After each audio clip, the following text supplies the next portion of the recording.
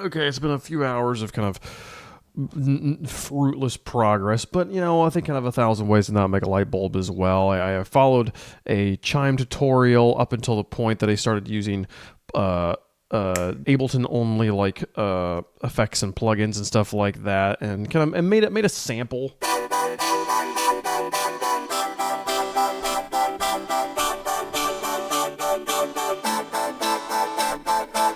Kind of a cool sound. It was neat. Made that mostly in Serum, and bounced it to a sample, and then just closed out the project and didn't save it because didn't really need anything else. So if I'm ever doing some color stuff, I've got that for later on. Also discovered an interesting thing. When I drag this in here, you can see it comes in nice and loud. It used to be that the gain would automatically get turned down, and it was so weird to me, and I didn't know it was getting turned down. I just saw that it came in quieter and was like confused about it. So if that's a problem you're having in Logic, you go down to here, and if you're in your like untagged loops, nothing's here, which is really annoying. But if you go to the Apple loops and you go down to here, there's this thing called auto leveling. This was auto checked. If this is auto checked, any sample you pull in can just get pulled down randomly. I have no idea what it's auto leveling means. What is it like? What? How does it know how loud I want it? Right.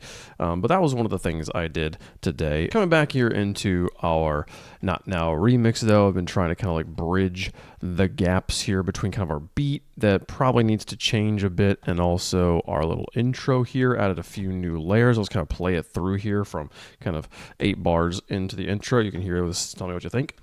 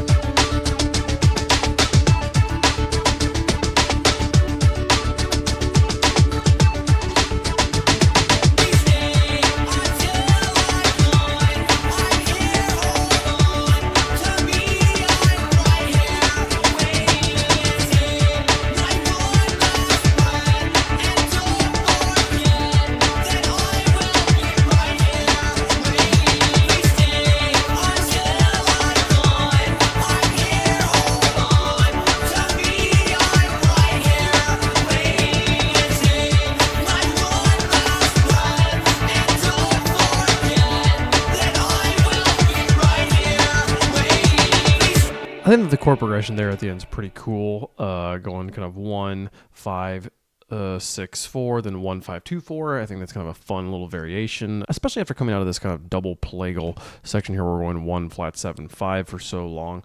I don't think that this is the right formatting wise, though. This is all changing way too quickly. There's too much happening for a piece that is kind of as slow moving as this one is.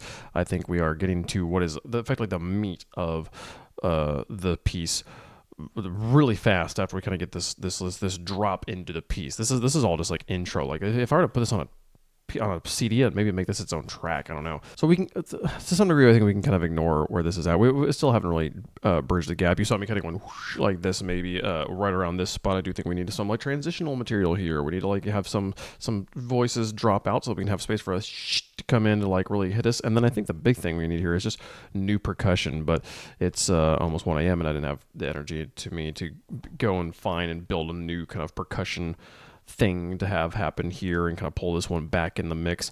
The thing I like the most that we made today was this.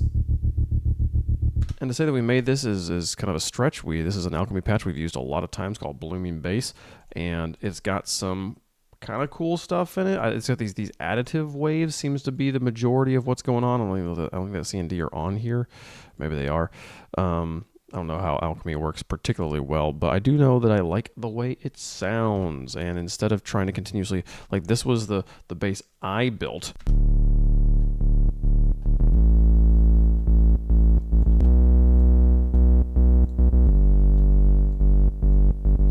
In comparison,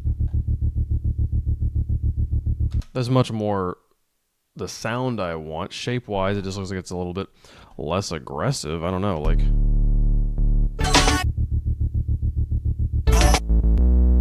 There's also just a lot less upper partials there. So maybe a saw wave that is got a high pass filter on it, or a low pass filter on it, like taking off the high end. Maybe that's more kind of what I'm looking for in terms of that kind of saturated bass sound that I've been talking about for the entirety of this channel at this point. I do like the way that this little chord progression here at the end plays with our harmonies though. Stay until I'm gone. I'm here, hold on to me. I'm right here, waiting and safe.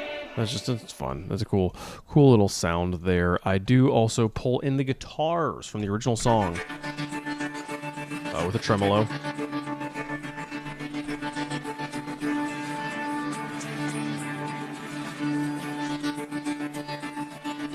And then we then go up to the thicker ones.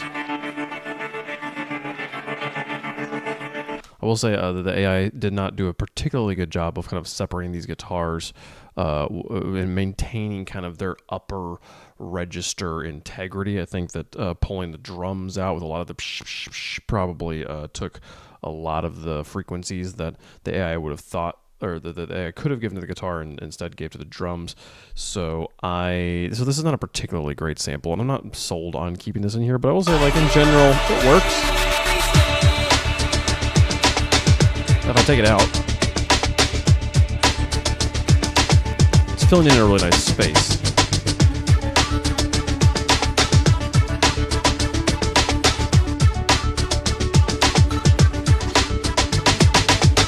You see it kind of jumping up there in the middle. I think it helps kind of smooth out that curve, that EQ curve. So yeah, I did a little bit of tutorial watching, a little bit of experimentation, and a little bit of working on the project today for our 15 minutes of producing. That's all we have time for today. Thank you so much for watching. See you guys tomorrow. Bye-bye.